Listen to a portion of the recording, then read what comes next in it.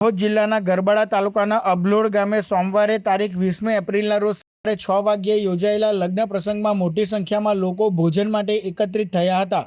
જોકે જમ્યાના થોડા સમયમાં કેટલાક લોકોની તબિયત લથડી હતી અને ઝાડા ઉલટી થવા લાગ્યા હતા। સ્થિતિ એટલી હદે વણસી હતી કે ગામમાં જ યુદ્ધના ધોરણે મેડિકલ કેમ્પ જેવી સ્થિતિ ઊભી થઈ ગઈ હતી। 108 એમ્બ્યુલન્સ અને ખાનગી વાહનો દ્વારા દર્દીઓને હોસ્પિટલ પહોંચાડવામાં આવ્યા હતા। આ ઘટનામાં અસરગ્રસ્ત અંદાજે 200 દર્દીઓને વિવિધ ખાનગી દવાખાનાઓમાં દાખલ કરવામાં આવ્યા છે, જ્યારે અન્ય 200 જેટલા લોકોને ગામમાં તબીબોની વિશેષ ટીમ દ્વારા પ્રાથમિક સારવાર આપવામાં આવી રહી છે। રાહતના સમાચાર એ છે કે કોઈ જાનહાનિ થઈ નથી। જોકે કેટલાક દર્દીઓની હાલત ગંભીર હોવાથી તબીબો સતત નિરીક્ષણ કરી રહ્યા છે।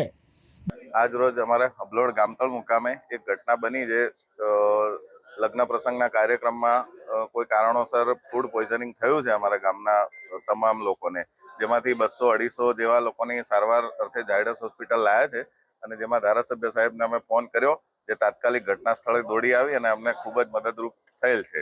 અને કેટલા લોકોનું જમણ હતું અને કેટલા લોકોનું પોઈઝનિંગ થયું? 1000 માણસનું હતું, એમાં અત્યાર સુધી 250 માણસનું અમે જાણેલ છે, બાકી બધા આમ ઓકે છે।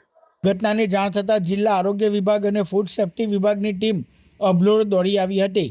પ્રાથમિક તપાસમાં એવું બહાર આવ્યું છે કે લગ્નમાં પીરસવામાં આવેલ કેરીનો રસ અને પનીરનું શાક ખાવાથી લોકોને ઇન્ફેક્શન થયું હોઈ શકે છે। આરોગ્ય વિભાગની ટીમે લગ્ન સ્થળેથી ભોજનના નમૂનાઓ એકત્રિત કરી લેબોરેટરીમાં પરીક્ષણ માટે મોકલી આપ્યા છે। તંત્રએ ખાતરી આપી છે કે જો કેટરર્સ કે અન્ય કોઈની બેદરકારી સામે આવશે તો ફૂડ એન્ડ ડ્રગ એક્ટ હેઠળ કડક કાયદેસરની કાર્યવાહી કરવામાં આવશે। ગરબાડા નજીક અબલોડ ગામમાં નજીક ગામ તળાવ ફળિયામાં લગ્ન પ્રસંગ હોવાથી ત્યાં જે જમણવાર હતું તેમાં શાક પૂરી, પનીરનું શાક અને દાળ ભાત અને કેરીનો રસ જેવું ખવડાવવામાં આવેલું હતું।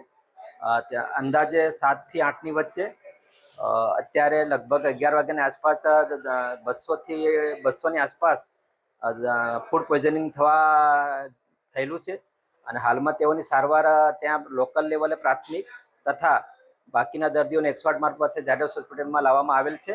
હાલ દર્દીઓની સારવાર ઝાયડસ હોસ્પિટલના તમામ ડૉક્ટરોની ટીમ સાથે હાલમાં કરી રહ્યા છે।